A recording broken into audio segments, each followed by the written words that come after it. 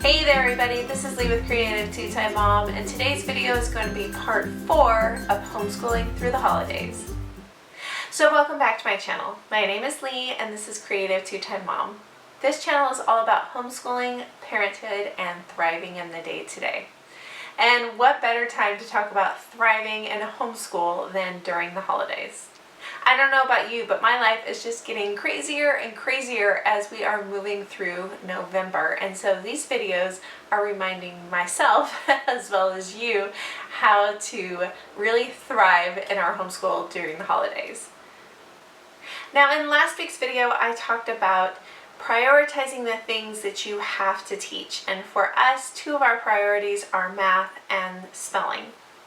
I talked about priorities as a way of helping us find time to clear out in our schedule for the things that we love to teach and incorporating our holidays into our homeschool this year. So for us, a couple of the things that I have cleared out we've made science a lot simpler, and we have made our history a lot simpler for the next couple of months. We're going to be talking about colonists, incorporating handicrafts, that sort of thing. Just a much looser history schedule.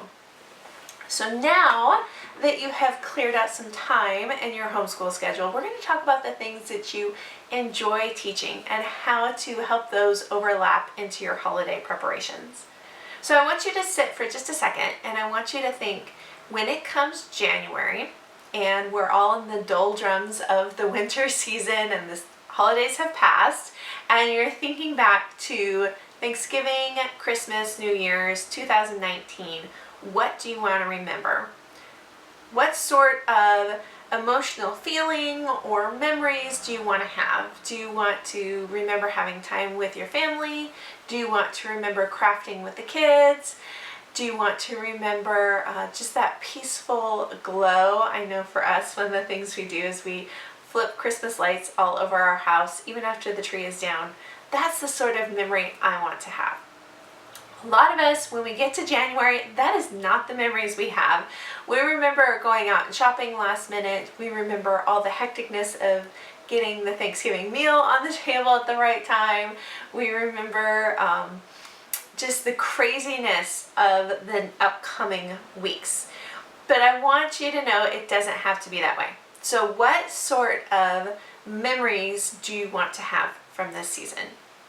When I sat down and I thought about this question, there were several things that came to mind.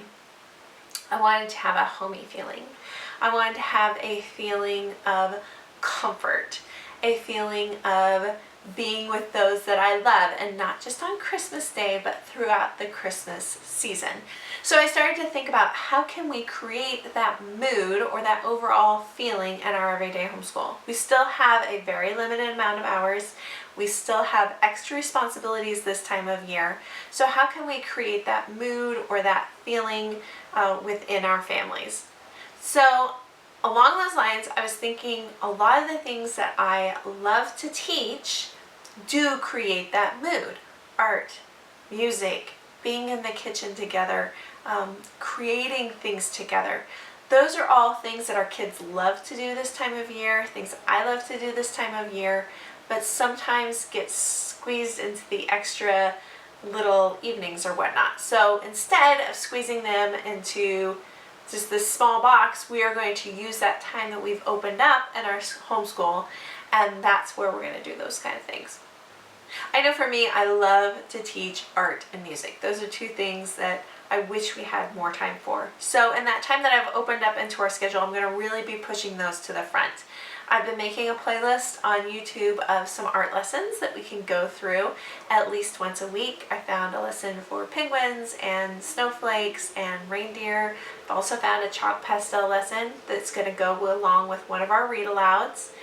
And I've also been looking at music for the holiday. It occurred to me a few years ago that in the praise and worship world of a lot of our churches, we don't get a lot of the traditional Christmas songs. And so in our morning time, we have been learning some traditional Christmas hymns and Christmas carols with the kids, and they're loving it. I know it's only November, but we have already started learning them together, and it has really brought the holiday season into our home. Another way to really embrace the holiday season while still accomplishing a few things, and that is to bake together. I don't know about you, but when I had kids, baking took on a whole new definition.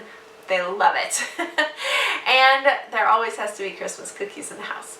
Over the years, I've narrowed down our particular favorites, and one of my goals for November was to fill the freezer with cookie dough.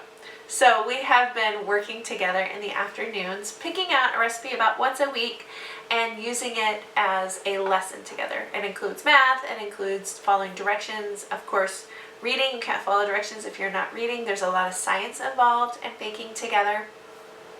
So being able to produce some of those things ahead of time that I know I'm going to be doing anyway, but pulling the kids into the kitchen during school time and teaching them that has been really great for us. And the last thing I want to talk about is handicrafts. I am really bad about incorporating handicrafts into our homeschool. As crafty as I am and as many side projects as I typically have going on, I don't generally make time for it in our homeschool. And so that was one thing when I was planning our colonial unit. I really wanted to include handicrafts and not just the trinket, oh that's really cool, gonna toss it. Some really nice long projects that are going to take some time but produce an amazing result at the end. So it took a little bit of forethought for me to include those into our lesson plans.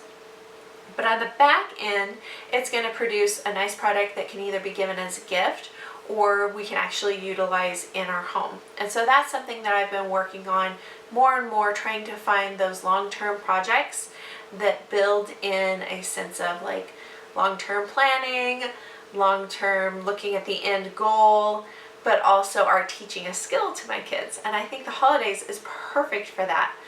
My kids have teachers, they have friends, and so many people that they want to gift and bless this season.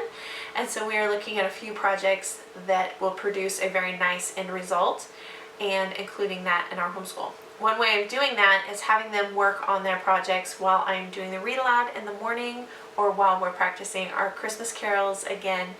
So these are some of the things that I love to teach that don't always happen in our typical everyday homeschool, but by opening up time, we are able to savor them during the holiday season. Leave me a comment down below. Let me know how you are opening up time and space to teach the things that you love during the holidays. I hope you guys enjoyed this one, and we'll see you next time. Bye guys!